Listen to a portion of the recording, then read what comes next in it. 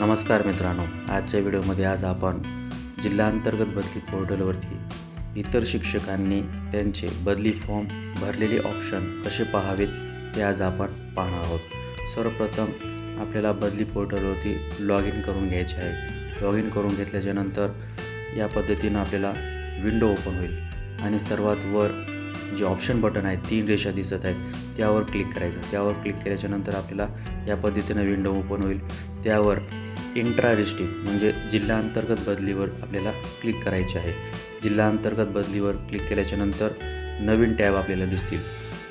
त्या ठिकाणी इंट्रा डिस्ट्रिक्टच्या खालीच लिस्ट नावाचा जो टॅब दिसत आहे त्यावर आपल्याला क्लिक करायचे आहे। त्यावर क्लिक केल्याच्यानंतर अशा पद्धतीनं इंट्रा डिस्ट्रिक्ट ऑप्शनवरती आपल्या जिल्ह्यामध्ये जे बदली पात्र आहे संवर्ग 1, 2चे ज्या बदल्या झाल्यात ते सगळं दिसेल आणि एलिजिबल लिस्ट जी दिसत आहे त्यावर क्लिक करायचं। त्यावर क्लिक केल्याच्यानंतर आपल्याला इथं जिल्हा, तालुका आणि search with name, school, dash दिसत आहे।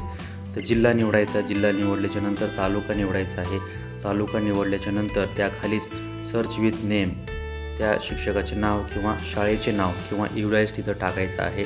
त्या ठिकाणी ह्या तिन्हीपैकी कुठलीही गोष्ट टाकल्याच्यानंतर संबंधित शाळा किंवा शिक्षकाची माहिती तिथे ओपन होणार आहे। या ठिकाणी डॅश म्हणा किंवा शाळेचे नाव म्हणा किंवा संबंधित शिक्षकाचे नाव या ठिकाणी टाईप करायचे आहे। हे सर्व टाईप केल्याच्यानंतर बाजूलाच हे सर्च माहिती आपल्याला